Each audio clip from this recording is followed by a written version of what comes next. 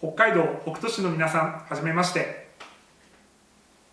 私どもはパソコンの修理と壊れたパソコンやハードディスクからのデータ復旧をしているクマックコムと申します。修理費はメーカーや大型電気店での修理に比べて大変お安くなっています。宅配便での修理受付もしています。